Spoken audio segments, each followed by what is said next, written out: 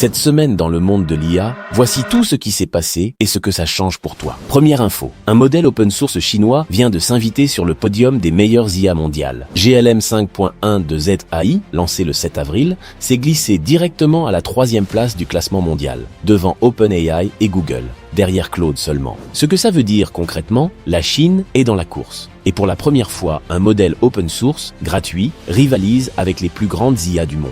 Deuxième info, Anthropic a annoncé cette semaine qu'il restreint la diffusion de son nouveau modèle IA le plus puissant. Le PDG d'Anthropic a rencontré des hauts responsables de la Maison-Blanche suite à des inquiétudes sur les risques de cybersécurité. Ce que ça veut dire, les IA deviennent tellement puissantes que les gouvernements s'en mêlent. Ce n'est plus une question de technologie, c'est une question de sécurité nationale. Troisième info, pour accéder à certaines fonctionnalités de Claude, Anthropic peut maintenant te demander une pièce d'identité officielle et un selfie en temps réel. Ce que ça veut dire, l'IA gratuite et anonyme, c'est terminé. Les plateformes commencent à vérifier qui tu es avant de te laisser accéder aux fonctions les plus avancées. Quatrième info, les agents IA autonomes ne sont plus de la science-fiction. OpenAI, Anthropic, Microsoft et Google proposent tous leur version d'agents capables d'exécuter des tâches complètes sans intervention humaine. Ce que ça veut dire, l'IA ne répond plus à tes questions. Elle travaille pour toi pendant que tu fais autre chose. Cinquième info. En France, près d'une PME sur 2 envisage un déploiement élargi de solutions d'IA d'ici 24 mois. Les organisations ayant intégré l'IA dans leurs processus clés enregistrent des gains de productivité